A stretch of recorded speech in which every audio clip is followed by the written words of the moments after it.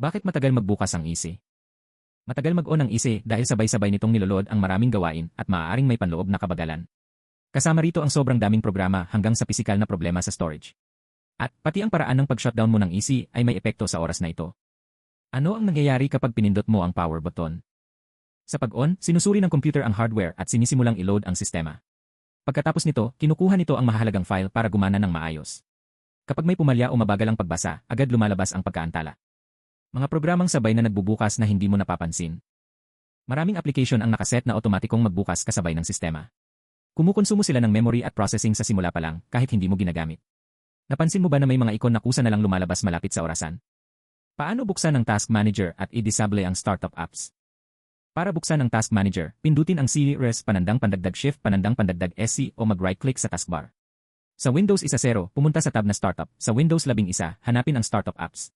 Doon maaari mong i-disable ang mga programang hindi mo ginagamit araw-araw para mas mabilis mag-start ang IC.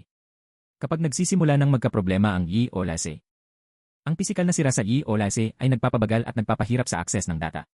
Maaari itong magdulot ng paghang, pag-freeze at sobrang tagal ng pag-on. Naranasan mo na bang maghang ang IC sa unang screen pa lang? Karaniwan itong senyales. Pagkakaiba ng lohikal na kabagalan at pisikal na problema. Ang naipong mga file ay nagpapabigat sa sistema, ngunit ang pisikal na sira ay nagdudulot ng hindi regular na paghang. Maaaring mabagal ang IC ngayon, mabilis bukas, at mabagal ulit pagkatapos. Ang ganitong hindi pare-pareho ay kadalasang senyales ng pagkasira ng storage. Naiipong cache at bakit nakakatulong ang pag-shutdown.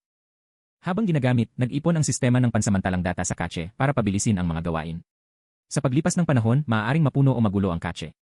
Kapag tuluyang pinatay ang IC, nalilinis ang bahagi ng data na ito, kaya mas mabilis itong bumabalik pagkatapos. Mga update at nakatagong proseso sa simula. Kahit walang abiso, maaaring mag-check ang sistema ng mga update o serbisyo agad sa pag-on. Mas madalas itong nangyayari kapag matagal na naka-on o nakasleep ang IC. Kaya minsan, malaking bagay talaga ang tuluyang pag-shutdown. Mga simpleng gawi para maiwasan ang kabagalan at paghang. Ang pag-iwas sa hindi kailangang programa, tamang pag-shutdown at pagmamasid sa mga senyales ng paghang ay malaking tulong. Hindi dapat baliwalain ang kakaibang ingay, sobrang kabagalan o madalas na error. Ang maliliit na pag-iingat ay nakakaiwas sa mas malalaking problema.